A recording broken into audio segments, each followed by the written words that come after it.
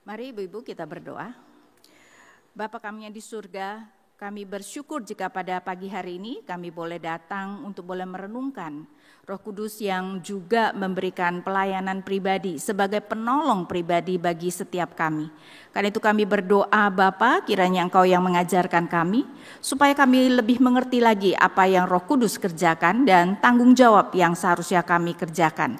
Kami berdoa hanya di dalam nama Tuhan kami Yesus Kristus. Amin. Oke, ibu-ibu, hari ini kita akan melihat Roh Kudus sebagai penolong pribadi. Nah, tentu saja ibu-ibu ya, Roh Kudus itu melakukan banyak karya. Jadi tidak hanya merupakan penolong pribadi, dia melakukan karya dalam penciptaan. Ya, ingat Kejadian 1 ayat 2 dikatakan Roh Allah melayang-layang di atas permukaan air, dan tentu saja Roh Allah yang dimaksudkan adalah Roh Kudus. Di dalam keselamatan kita tahu bahwa Roh Kudus yang terutama bertanggung jawab untuk melahirbarukan kita. Ya, kita setelah Adam jatuh dalam dosa, kita itu dilahirkan dengan kematian rohani. Nah, untuk supaya kita bisa datang kepada Allah, kerohanian kita harus dihidupkan kembali, dan itu terutama adalah karya Roh Kudus. Jadi Roh Kudus mempunyai banyak karya. Nah, kita secara khusus membahas pertolongan Roh Kudus dalam kehidupan orang percaya ya. Jadi memang kita membatasi hanya sebagai penolong pribadi saja. Dan saya percaya di dalam pertolongan pribadi Roh Kudus juga banyak melakukan hal lain, tapi saya mau kita mengfokuskan kepada 4 hal. Ya, karena itu kita melihat karya Roh Kudus sebagai penolong pribadi, di mana yang pertama menguduskan kita, kemudian mengajar kita kebenaran, menuntun kita, dan memberi kita kuasa untuk bersaksi. Nah, 4 hal ini yang kemudian kita akan lihat. Pertama, menguduskan kita. Salah satu karya yang sangat penting dari Roh Kudus adalah menguduskan orang percaya ya, bukan kebetulan namanya disebut Roh Kudus. Berarti bukan saja dia adalah Allah yang kudus, tetapi memang dia menguduskan orang percaya. Karena itu saya bacakan misalnya Roma 15 ya, ayat 15 dan 16. Ya, jadi saya bacakan. Namun karena kasih karunia Allah yang telah dianugerahkan Allah kepadaku, aku di sana sini dengan agak berani telah menulis kepadamu untuk mengingatkan kamu, yaitu bahwa aku boleh menjadi pelayan Kristus Yesus bagi bangsa-bangsa bukan Yahudi dalam pelayanan pemberitaan Injil Allah, supaya bangsa-bangsa bukan Yahudi dapat diterima oleh Allah sebagai persembahan yang berkenan kepadanya, yang disucikan oleh Roh Kudus ya. Jadi bukan hanya orang-orang Yahudi, tetapi juga kita dari orang-orang non-Yahudi itu disucikan atau dikuduskan oleh Roh Kudus. Nah, Bapak Ibu, sering sekali mungkin kita tidak sadar ya, kekudusan merupakan hal yang sangat penting. Karena Allah kita itu kudus adanya. Petrus mengutip apa yang dikatakan di dalam Perjanjian Lama dan terutama di dalam Imamat. Di dalam 1 Petrus 1 ayat 16, Petrus berkata, sebab ada tertulis, kuduslah kamu sebab aku kudus. Karena Allah kita kudus, maka tentu saja kita harus hidup kudus. Nah, kata kudus itu sendiri, ibu-ibu, memiliki 2 arti utama. Pertama, segala yang berkaitan Allah itu disebut kudus. Jadi imam itu kudus karena apa? Karena mereka dipisahkan khusus untuk melayani Allah. Dan di dalam kaitan itu semua orang percaya disebut orang kudus. Karena apa?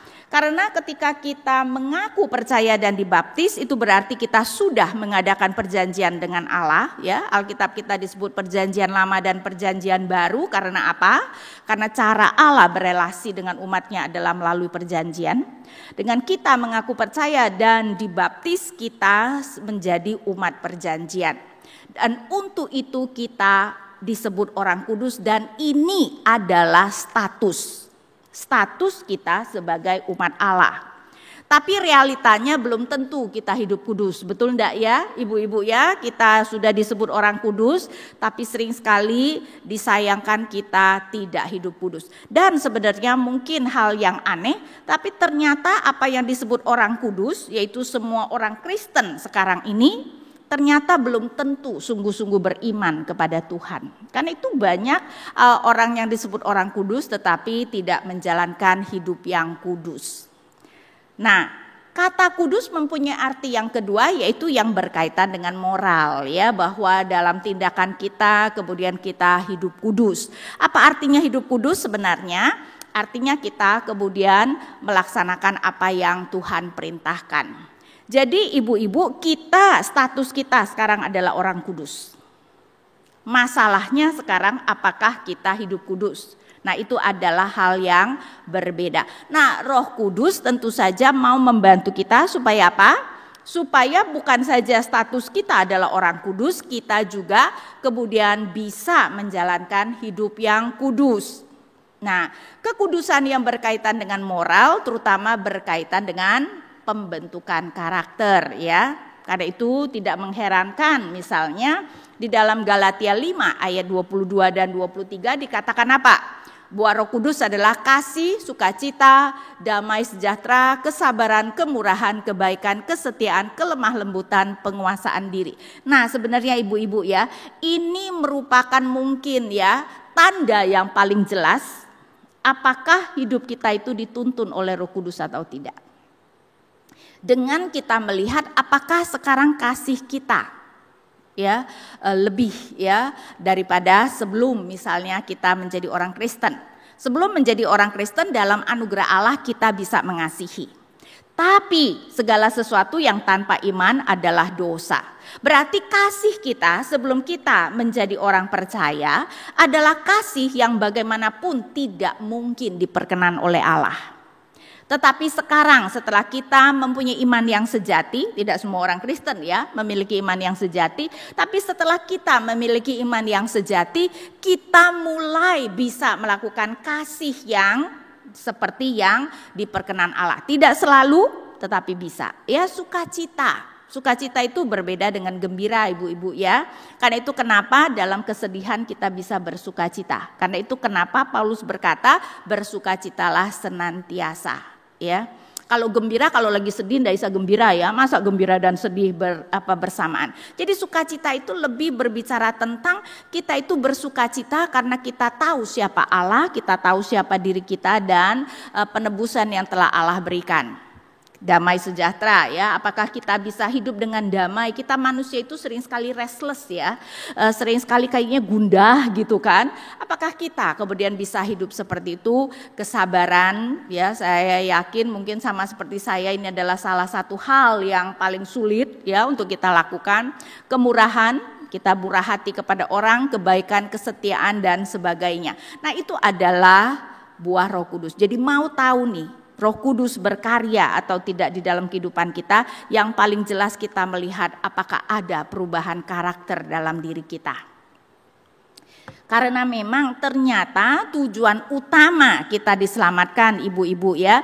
Nah, kita orang Kristen sering sekali mempunyai kesalahan pemikiran, berpikir bahwa tujuan kita diselamatkan adalah supaya kita selamat. Jadi seakan-akan keselamatan itu adalah tujuan akhir kita. Tapi sebenarnya tidak. Tuhan menyelamatkan kita supaya kita bisa melakukan pekerjaan baik, tetapi terutama, coba saya bacakan Roma 8 ayat 28 dan 29. Ibu-ibu mungkin kita sudah sangat kenal Roma 8 ayat 28, tapi kita sering tidak membaca sampai 29. Karena itu saya bacakan. Kita tahu sekarang bahwa Allah turut bekerja dalam segala sesuatu untuk mendatangkan kebaikan bagi mereka yang mengasihi Dia, yaitu bagi mereka yang terpanggil sesuai dengan rencana Allah. Ayat yang saya rasa banyak sudah kita kenal. Tapi kebaikan yang dimaksudkan itu apa? Ayat 29. Sebab semua yang dipilihnya dari semula, mereka juga ditentukannya dari semula untuk menjadi serupa dengan gambaran anaknya, supaya anaknya itu menjadi yang sulung di antara banyak saudara. Terutama ibu-ibu supaya kita menjadi semakin serupa dengan Kristus. Dan itu kembali berbicara tentang pembentukan karakter ya. Jadi lebih mengasihi, lebih bersabar dan sebagainya. Dengan demikian dalam setiap hal yang terjadi ibu-ibu, kita itu perlu merenungkan pembentukan karakter apa yang sedang Roh Kudus kerjakan dalam kehidupan kita. Nah, memang seringnya pembentukan karakter itu terjadi ketika kita mengalami kesulitan daripada kalau kita mengalami banyak kesenangan ya. Banyak kesenangan malahan kita jadi kurang disiplin gitu kan ya. Tapi dalam kesulitan itulah sebenarnya sering sekali pembentukan karakter itu terjadi. Jadi ketika kita mengalami masalah ya seperti masa pandemi ini mungkin kayaknya lebih merata kesulitan kita. Maka kita perlu bertanya kepada Tuhan. Tuhan itu sebenarnya sedang membentuk saya dalam hal apa? Apa yang sebenarnya Tuhan sedang ajarkan? Apakah mengajar saya lebih bermurah hati karena begitu banyak teman yang sekarang membutuhkan pertolongan? Atau lebih bersabar karena keuangan menjadi morat-marit di dalam ya masa pandemi ini ya? Atau lebih bergantung kepada Tuhan dengan ada mungkin dari kita yang ditinggalkan oleh orang-orang yang kita kasihi. Ya, sehingga kita melihat bahwa segala sesuatu kita itu seharusnya bertanya apa yang sedang Tuhan kerjakan dan terutama dalam pembentukan karakter. Karena itu sebenarnya ya ibu-ibu harusnya yang membedakan kita dengan orang percaya bukan soal kesulitan. Kesulitan hidup terjadi pada orang percaya maupun orang tidak percaya. Yang harus membedakan adalah bagaimana kita berespon terhadap kesulitan itu.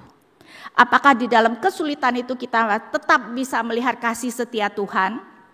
Bahkan di dalam kesulitan itu kita kemudian dibentuk menjadi lebih baik lagi. Nah, kemudian hal yang kedua yang Roh Kudus lakukan adalah mengajarkan kita kebenaran. Ya, saya bacakan Yohanes 14 ayat 26. Salah satu hal kenapa Yesus harus pergi, ya harus naik ke surga, adalah supaya Roh Kudus bisa dikirim kepada kita. Dan memang kemudian Roh Kudus mempunyai karya yang sangat penting. Yohanes 14 ayat 26. Jawab Yesus, dialah itu yang kepadanya aku akan memberikan. Saya salah baca.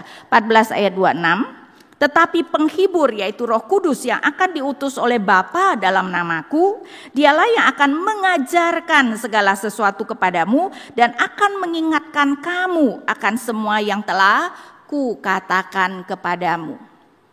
Jadi kita melihat bahwa Roh Kudus akan secara pribadi ibu-ibu mengajarkan kita segala sesuatu dan mengingatkan kita akan segala yang telah diajarkan. Oke, sekarang pengajaran Tuhan Yesus juga sudah ada yang tercatat di dalam Injil ya, tapi kita tahu untuk mengerti apa yang Tuhan firmankan sering sekali kita mendapatkan kesulitan. Karena apa? Terutama karena kita berada di dalam budaya yang berbeda ya. Jadi kita tidak tahu konteks pada waktu itu, karena itu kita sering sekali tidak mengerti sebenarnya. Belum lagi setiap budaya kan ada pepatahnya, ada idiomnya, dan kalau itu bukan ya bahasa kita juga sulit mengerti dan sebagainya. Karena itu sangat penting sebenarnya Roh Kudus ya mengingatkan kita dan mengajarkan kita. Dan Yohanes 16 ayat 13 juga di dalam konteks yang sama mengatakan seperti ini. Yohanes 16 ayat 13. Tetapi apabila ia datang, yaitu roh kebenaran, jadi dia juga disebut roh kebenaran, ia akan memimpin kamu ke dalam seluruh kebenaran. Sebab ia tidak akan berkata-kata dari dirinya sendiri, tetapi segala sesuatu yang didengarnya itulah yang akan dikatakannya, dan dia akan memberitakan kepadamu hal-hal yang akan datang. Jadi Roh Kudus yang akan menuntun kita di dalam kebenaran. Tapi ini kemudian sering sekali disalahartikan. Seakan-akan kalau gitu kalau kita baca Alkitab kita pokoknya merenung aja meditasi tahu-tahu celeng gitu ya. Roh Kudus akan memberikan kita kebenaran tersebut. Tapi itu mungkin bisa terjadi. Tapi itu bukan cara normal Allah beroperasi.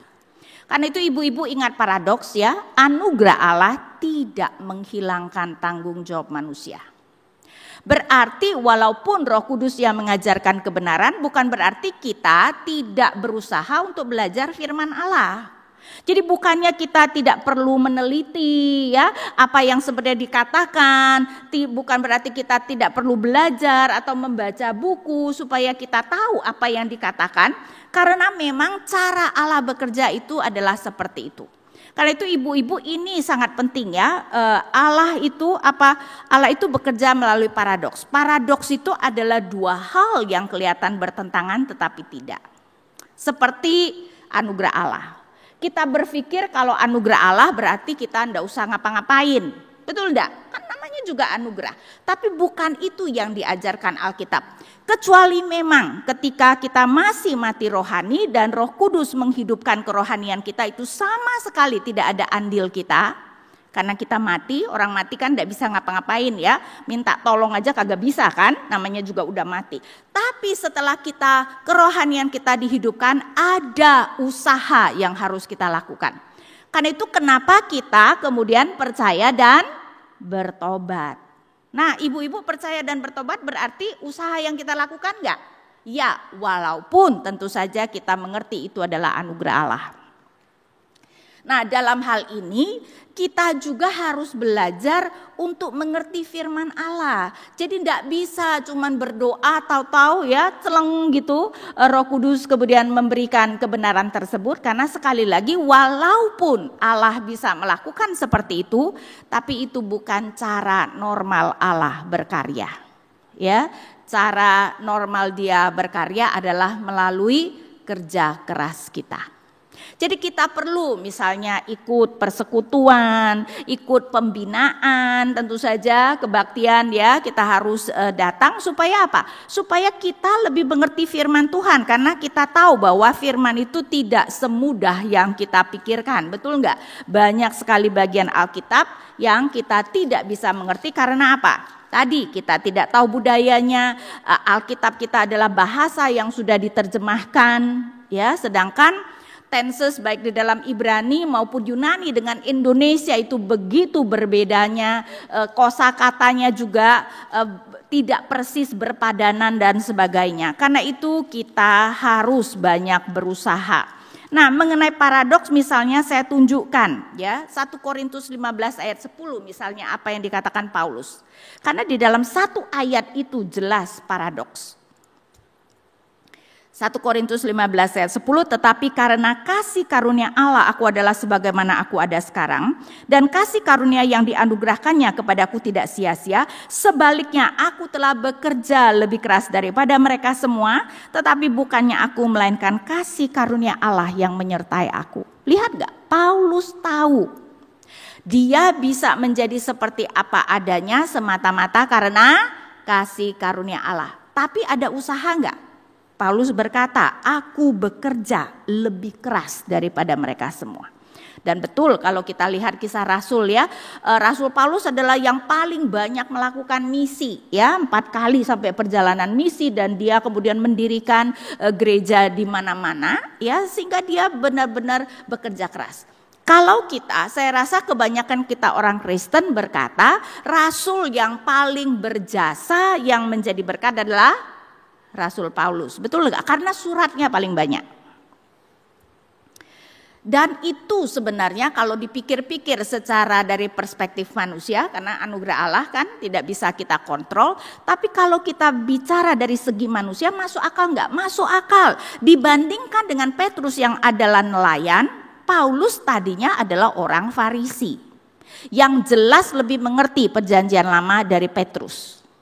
Karena itu ketika dia sudah bertobat, masuk akal kalau kemudian doktrinnya itu lebih boleh dikatakan ya lebih baik daripada Petrus atau lebih detail daripada Petrus. Karena itu kenapa dia bisa memberikan surat Roma yang penuh dengan doktrin dan sebagainya. Sehingga kita melihat ya bahwa anugerah Allah, kedaulatan Allah tidak menghilangkan tanggung jawab manusia. Jadi kita mau tahu kebenaran, betul Roh Kudus menuntun, tapi kita harus melakukan bagian kita. Karena itu kita perlu mengerti kebenaran untuk tidak terombang-ambing ajaran yang salah dan dapat menjalankan kehidupan yang diperkenan Allah. Saya berikan 2 contoh yang sederhana deh. Yang pertama, Kita percaya bahwa manusia dilahirkan dengan dosa, atau seperti dunia atau agama lain mengajarkan kita manusia bayi itu lahir seperti secarik kertas putih yang tanpa dosa.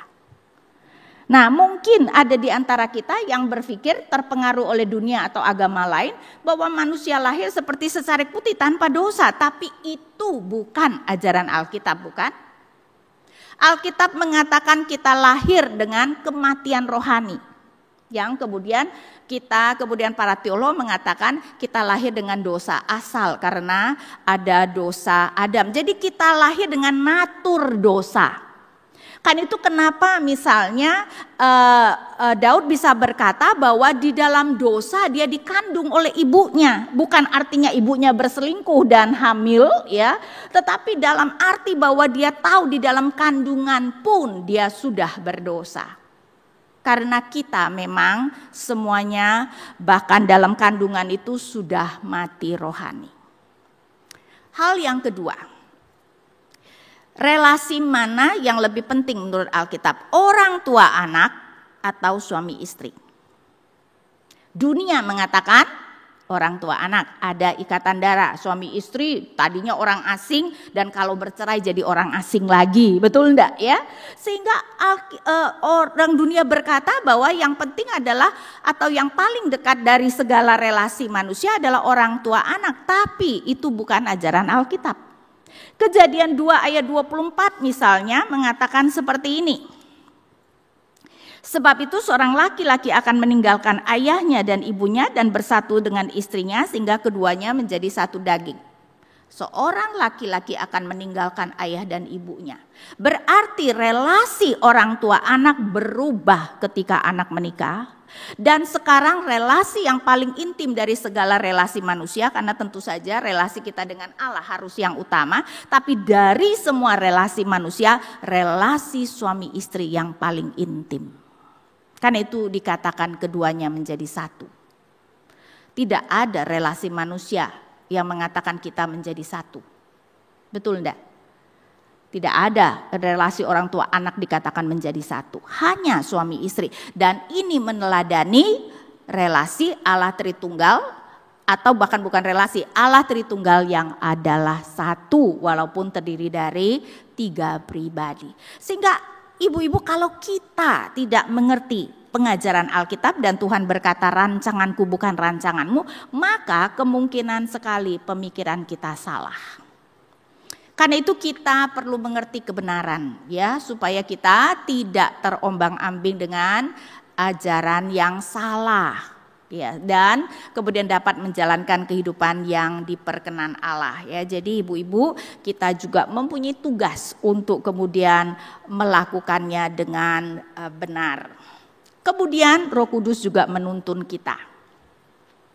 Allah berfirman, rancanganku bukan rancanganmu, berarti kita sering tidak mengerti rencana Allah.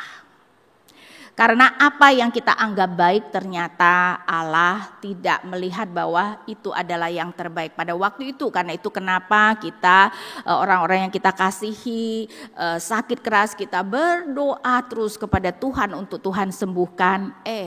Tuhan tidak sembuhkan dan orang yang kita kasih meninggal. Padahal bagi kita yang terbaik adalah apa? Dia sembuh, betul enggak? Tetapi ternyata itu bukan yang terbaik.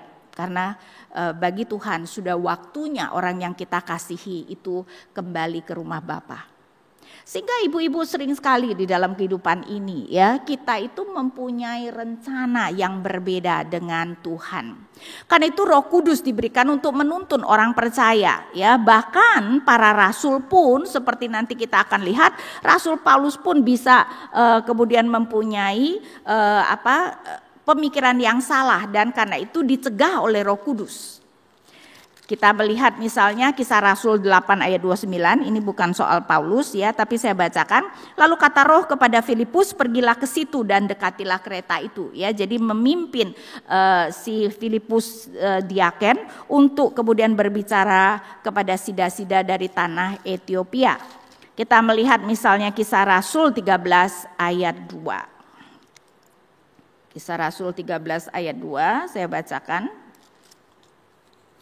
Pada suatu hari ketika mereka beribadah kepada Tuhan dan berpuasa, berkatalah Roh Kudus, khususkanlah Barnabas dan Saulus bagiku untuk tugas yang telah kutentukan bagi mereka. Ya, jadi Tuhan menuntun supaya Barnabas dan Saulus melakukan apa yang Tuhan mau mereka lakukan. 15 ayat 28.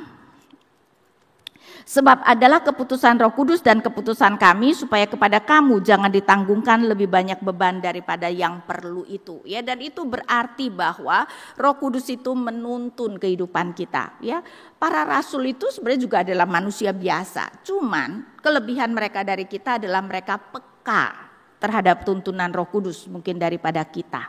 Karena itu mereka mengerti ketika Roh Kudus ini menuntun ke sini atau ke sana. Ya, jadi kita harus melihat bahwa Roh Kudus juga menuntun kita.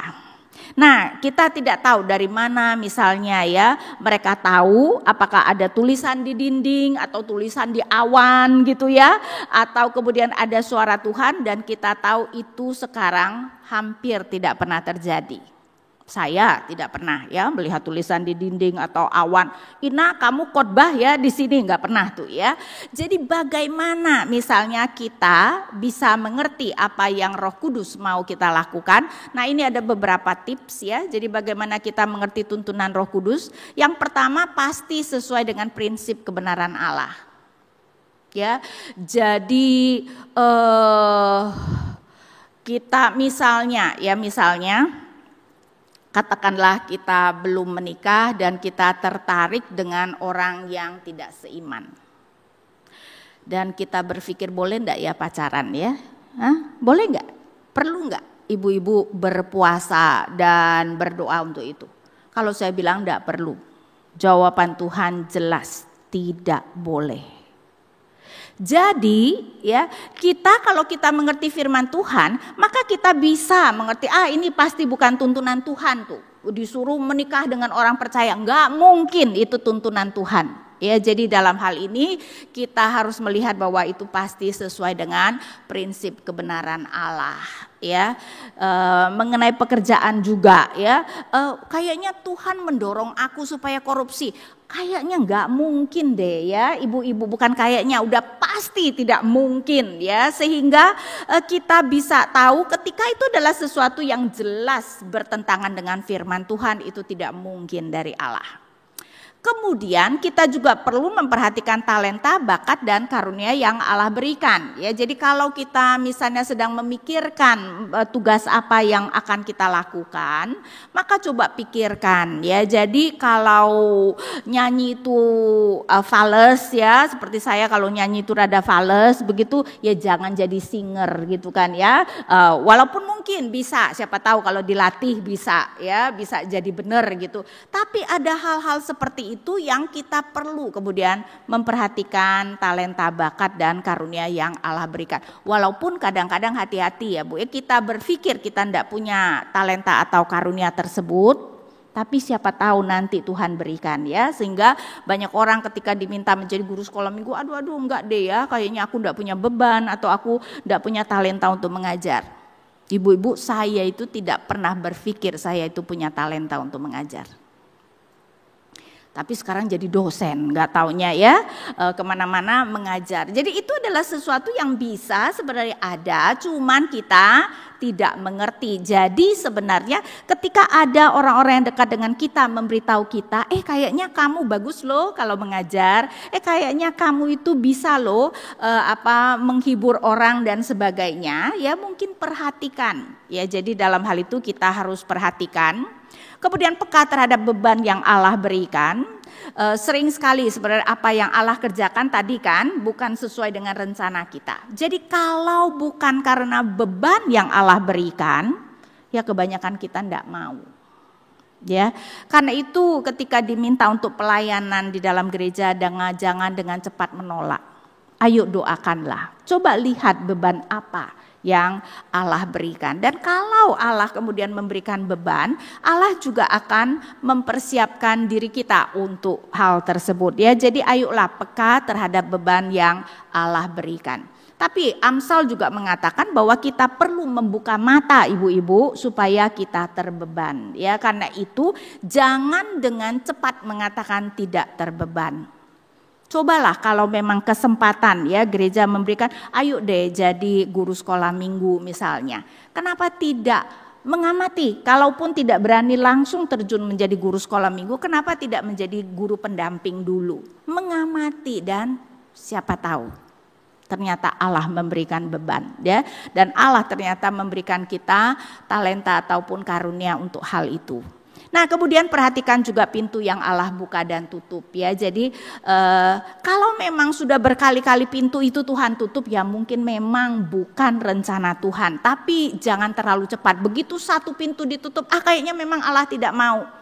Belum tentu. Kadang-kadang ya Allah itu mau menguji konsistensi kita, ya ketekunan kita nih diberi halangan. Apakah kita kemudian tetap bertekun ketika kita percaya itu adalah apa yang Allah mau kita lakukan ya. Sehingga ini beberapa tips supaya kita mengerti tuntunan Roh Kudus, karena memang Roh Kudus tidak lagi berbicara secara audible, bukan tidak lagi tapi jarang sekali lah ya, tidak pernah sih dalam kehidupan kita, dan sering sekali Roh Kudus itu berbicara melalui firman-Nya ya. Karena itu kita perlu kemudian mengasah diri kita peka terhadap tuntunan Tuhan.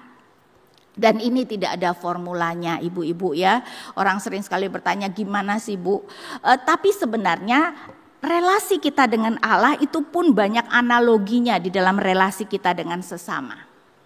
Ibu-ibu kalau kita punya teman ya atau dengan pasangan kita, ketika sesuatu hal terjadi kita kira-kira bisa menebak enggak apa yang akan dia lakukan?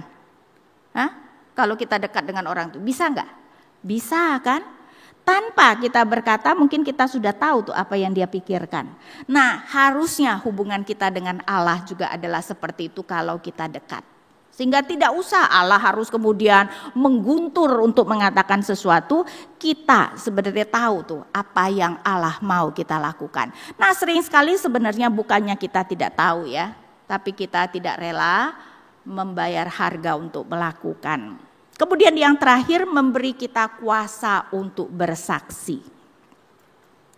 Nah, ibu-ibu, dalam perjanjian lama tidak semua orang percaya diberi kuasa untuk pelayanan. Karena itu kita melihat misalnya kenapa misalnya Roh Kudus itu berkuasa atas Saul, atas Daud, tetapi tidak dikatakan mengenai atas raja-raja lain. Hakim pun coba mengenai Yefta, Otniel, dan terutama misalnya adalah Simson. Ya, tetapi tidak semua orang. Nah, di dalam Bilangan itu berbicara tentang Musa ya diberi kuasa oleh Roh Kudus, tapi suatu waktu ketika umat minta daging, Musa kesal dengan Tuhan ya, karena dia mengatakan dia tidak sanggup melayani umat itu sendirian, dan Tuhan walaupun Musa marah, Tuhan bermurah hati dan mau memberikan 70 tua-tua untuk membantu Musa. Nah, saya bacakan Bilangan 11 dari ayat 24. Setelah Musa datang keluar, disampaikannya firman Tuhan itu kepada bangsa itu. Ia mengumpulkan 70 orang dari para tua-tua bangsa itu dan menyuruh mereka berdiri di sekeliling kemah. Lalu turunlah Tuhan dalam awan dan berbicara kepada Musa. Kemudian diambilnya sebagian dari roh yang hinggap padanya dan ditaruhnya atas ke-70 tua-tua itu. Ketika roh itu hinggap pada mereka, kepenuhanlah mereka seperti nabi, tetapi sesudah itu tidak lagi. Nah, walaupun ini tidak pernah lagi terjadi ya, kayaknya Roh Kudus yang diberikan pada Musa dibagi itu dengan 70 tua-tua, mungkin karena mau menyatakan mereka melakukan tugas yang sama. Ayat 26, masih ada 2 orang tinggal di perkemahan, yang seorang bernama Eldad, yang lain bernama Medad. Ketika roh itu hinggap pada mereka, mereka itu termasuk orang-orang yang dicatat tetapi tidak turut pergi ke kemah. Maka kepenuhanlah mereka seperti nabi di tempat perkemahan. Jadi 70 tua-tua disuruh berkumpul di satu tempat. Yang berkumpul 68, yang 2 tidak berkumpul. Ayat 27, lalu berlarilah seorang muda memberitahukan kepada Musa, Eldad dan Meldad kepenuhan seperti nabi di tempat perkemahan. Jadi walaupun 2 orang itu tidak berkumpul di kemah masing-masing, tetap mereka kepenuhan. Maka menjawablah Yosua bin Nun yang sejak mudanya menjadi abdi Musa, tuanku Musa, cegahlah mereka. Jadi Yosua mungkin menganggap 2 orang ini tidak pantas ya kepenuhan. Jadi menyuruh Musa untuk mencegah. Jawaban Musa sangat indah, 29. Tetapi Musa berkata kepadanya, apakah engkau begitu giat mendukung diriku? Kalau seluruh umat Tuhan menjadi nabi, oleh karena Tuhan memberi rohnya hinggap kepada mereka. Kata Musa, kalau saja semua umat Tuhan menjadi nabi. Nah, ibu-ibu, apa yang diinginkan Musa terjadi pada waktu Pentakosta? Karena sejak Pentakosta semua orang percaya diberi kuasa untuk pelayanan dan menjadi saksi bagi Kristus. Ya, kalau kita lihat dulu apa yang Petrus katakan di dalam Kisah 2 di mana itu mengutip Yoel, tapi saya langsung kepada apa perkataan Petrus dan coba kita lihat, coba saya lihat. Oh ya itu ada. Kalau gitu gini ya, Kisah 1 dulu ayat 8 ini yang dikatakan Yesus. Tetapi kamu akan menerima kuasa kalau Roh Kudus turun ke atasmu dan kamu akan menjadi saksiku di Yerusalem dan di seluruh Yudea dan Samaria dan sampai ke ujung bumi. Jadi kuasa Roh Kudus terutama supaya kita menjadi saksinya. Ya, ini berbeda dengan Roh Kudus karya melahirbarukan kita atau menguduskan. Ini adalah memberi kuasa supaya kita bisa berkarya bagi Tuhan. Yang seperti saya katakan ibu-ibu, di dalam perjanjian lama tidak semua orang percaya diberikan kuasa tersebut. Dan seperti yang saya mau baca Kisah 2 ayat 17 dan 18. Akan terjadi pada hari-hari terakhir, demikianlah firman Allah, bahwa aku akan mencurahkan rohku ke atas semua manusia, maka anak-anakmu laki-laki dan perempuan akan bernubuat, dan teruna-terunamu akan mendapat penglihatan-penglihatan, dan orang-orangmu yang tua akan mendapat mimpi. Juga ke atas hamba-hambaku laki-laki dan perempuan akan kucurahkan rohku pada hari-hari itu, dan mereka akan bernubuat. Lihat, bernubuat, mimpi, mendapat mimpi dan penglihatan itu biasanya terjadi pada nabi atau yang dilakukan nabi. Apa yang nabi lakukan adalah bernubuat. Nah, ini juga adalah kesalahpahaman. Kita berpikir bernubuat pasti prediksi masa depan, tapi sebenarnya tidak. Bernubuat artinya firman yang disampaikan nabi, tentu saja firman Allah. Tidak harus berupa prediksi masa depan. Jadi nabi apa yang dikatakan adalah nubuat. Nah, kita sekarang ingat tadi Kisah 1 ayat 8 bersaksi bagi Kristus dan tentu saja berarti menyampaikan firman. Dan biasanya nabi-nabi PL Allah itu muncul berbicara kepada mereka melalui mimpi atau penglihatan. Jadi 3 hal itu, bernubuat, mendapatkan mimpi dan penglihatan itu berkaitan dengan nabi. Berarti kita sekarang ibu-ibu diberi fungsi menjadi nabi. Betul kita tidak mendapatkan jabatan nabi, tapi kita berfungsi sebagai nabi bersaksi bagi Kristus. Karena itu sebenarnya sebagai orang percaya kita sekarang tidak punya alasan ibu-ibu untuk tidak bersaksi. Karena kita sudah diberi kuasa. Ya, karena itu sebenarnya perkataan dan kehidupan kita seharusnya menyatakan kesaksian bagi Kristus. Tapi seperti yang lain ingat paradoks ya, diberi kuasa bukan berarti kita kemudian tidak perlu belajar untuk misalnya bersaksi. Kan kita perlu mikir dong bersaksi tentang apa, dan untuk itu kita tentu saja harus mengerti Injil supaya kita kemudian bisa bersaksi dengan benar ya, sehingga kita bisa melihat bahwa ya kita sekarang sudah diberi kuasa untuk bersaksi bagi Kristus ya. Karena itu juga merupakan bagian yang seharusnya kita kerjakan. Karena itu pelajaran yang bisa kita pelajari hari ini. Ibu-ibu, Allah Roh Kudus senantiasa berkarya dalam kehidupan orang percaya. Jadi seharusnya kalau benar-benar ada Roh Kudus dalam kehidupan kita itu harus melihat ada buahnya. Karena Roh Kudus pasti berkarya. Cuman memang ya Roh Kudus itu juga tidak akan memaksa kita. Karena itu kita yang perlu dalam arti mau menundukkan diri. Ya, karena itu kenapa Efesus 5 ayat 18 misalnya kita disuruh untuk dipenuhi oleh Roh Kudus. Berarti hidup kita dituntun oleh Roh Kudus. Karena itu kenapa di dalam Galatia Paulus bisa berbicara tentang ada dua jenis kehidupan yang bisa kita lakukan sebagai orang percaya. Hidup menurut daging atau hidup menurut roh. Sebagai orang percaya pun kita tahu sekali ibu-ibu ya, kita mungkin lebih sering hidup menurut daging daripada hidup menurut roh ya. Dan kalau hidup menurut daging pasti yang keluar adalah dosa. Dan mungkin kita kemudian melakukan yang berkenan kepada Tuhan. Karena itu kita harus ingat Roh Kudus selalu berkarya dalam kehidupan orang percaya, tapi kita butuh ya menundukkan diri supaya kemudian kita bisa hidup menurut roh. Nah, kita juga perlu belajar peka terhadap pengudusan dan pembentukan karakter dalam diri kita. Dan ingat, pembentukan karakter terutama terjadi apa? Pada waktu kita mengalami kesulitan. Jadi ibu-ibu sebenarnya ketika kita mengalami kesulitan seharusnya kita itu jangan berespon dengan marah. Kita harus berespon dengan bersyukur karena berarti sekarang sebenarnya kesempatan untuk naik kelas. Anak-anak aja tahu, untuk naik kelas perlu ada ujian, betul enggak? Nah bagaimana mungkin kita kalau naik kelas di dalam pembentukan karakter kita enggak perlu ujian? Ya kan itu ketika kesulitan datang, tanyalah kepada Tuhan, Tuhan apa yang sebenarnya Tuhan sedang ajarkan kepada saya? Supaya kita kemudian menjadi lebih peka dan mau berubah.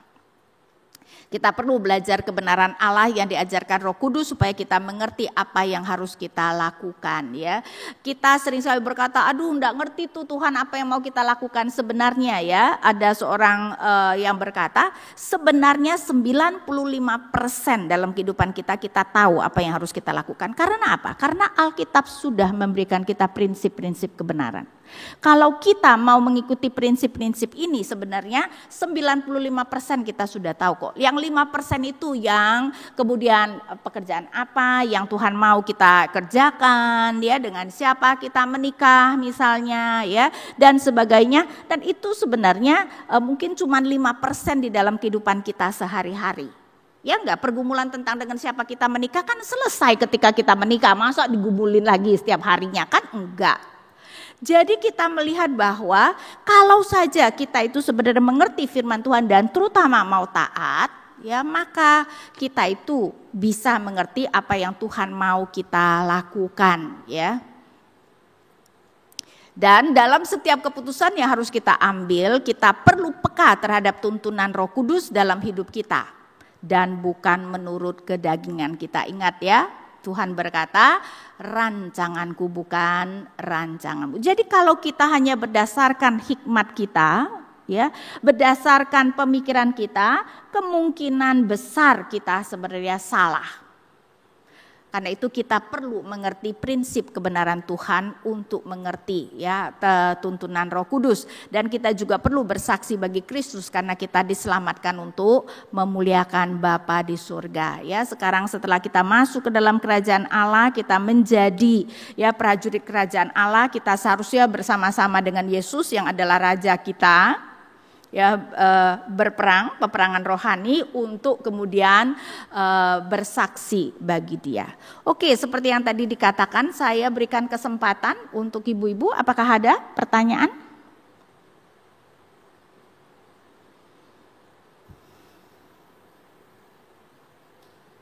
Apakah ada pertanyaan?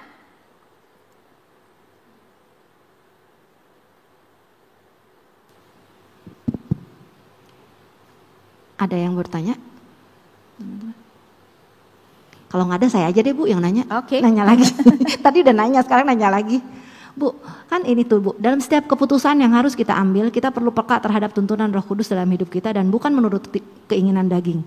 Pada saat ujian atau kesusahan yang harus kita alamin, nggak gampang kan Bu untuk bisa ngerti ini dari, maksudnya ini ujian yang Tuhan izinin. Nah dalam proses itu gimana kita sebagai anak-anak Tuhan, yang maksudnya kita kadang kan nggak ngerti gitu untuk dukung suami, dukung anak-anak, udah yang lebih besar gitu ya. Dalam mereka melalui sesuatu yang nggak nyaman gitu loh. Untuk kita lebih bisa kasih tahu mereka gitu. Bu, sebenarnya kalau dalam hal itu pasti dari Tuhan. Pasti dari Tuhan. Nah, itu juga merupakan sesuatu yang orang Kristen banyak sering sekali tidak percaya, masa sih yang buruk itu dari Tuhan. Tapi namanya Allah kita Maha Kuasa, berarti yang buruk juga dari Tuhan. Cuman tujuan Tuhan adalah baik. Seperti saudara-saudara Yusuf menjual Yusuf. Baik atau buruk? Buruk toh, dari Tuhan bukan?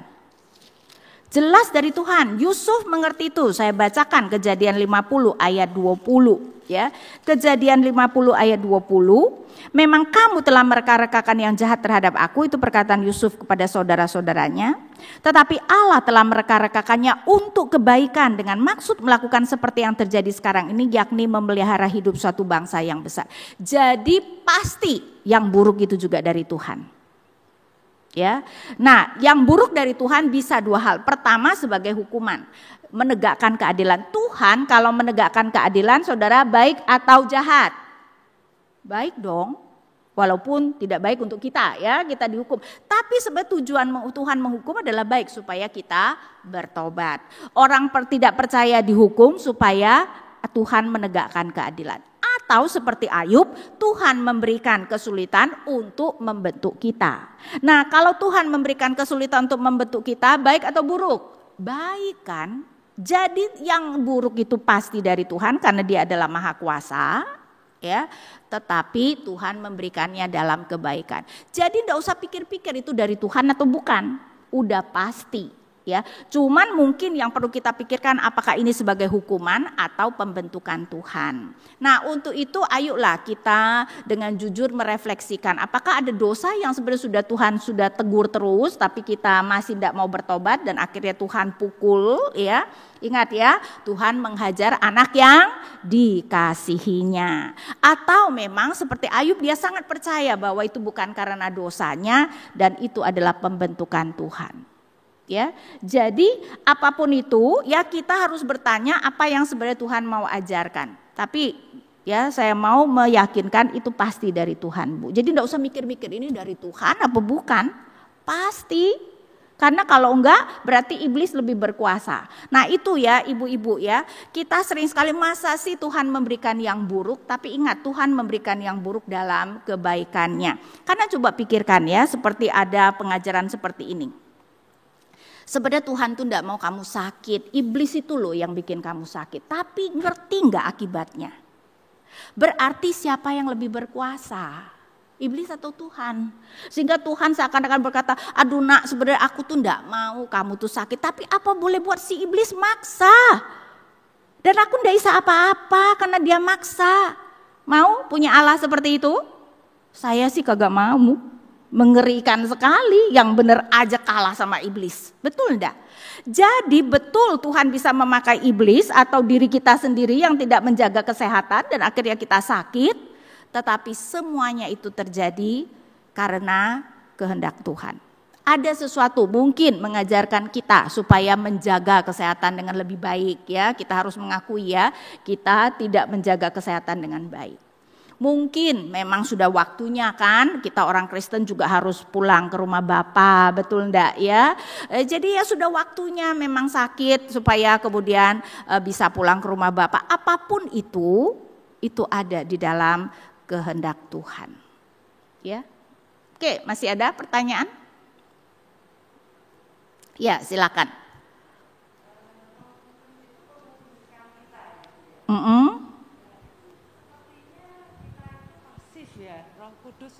Yang enggak Bu, karena itu saya mengatakan kita harus ingat paradoks. Roh Kudus menguduskan kita bukan berarti kita toto pasif, toto kayak dimandi aja, toto bersih, bukan begitu. Karena itu kenapa kita perlu berusaha untuk mentaati apa yang Tuhan perintahkan. Karena itu walaupun kita tahu Roh Kudus yang menguduskan kita, ada perintah. Hiduplah kudus sebab aku Tuhan Allahmu kudus. Seperti iman itu kita tahu adalah anugerah, betul enggak? Tapi ada enggak perintah Allah bagaimana supaya iman kita bertumbuh? Iman timbul dari pendengaran dan pendengaran akan firman Kristus. Artinya kamu mau bertumbuh dalam iman, ada enggak tanggung jawab yang harus kamu lakukan? Ada. Baca firman. Kan begitu. Ya, jadi karena itu harus selalu ingat paradoks. Roh Kudus menguduskan, tapi kita juga harus melakukan bagian kita. Ya.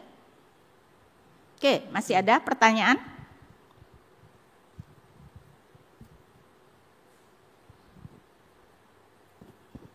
Ayo, apakah masih ada?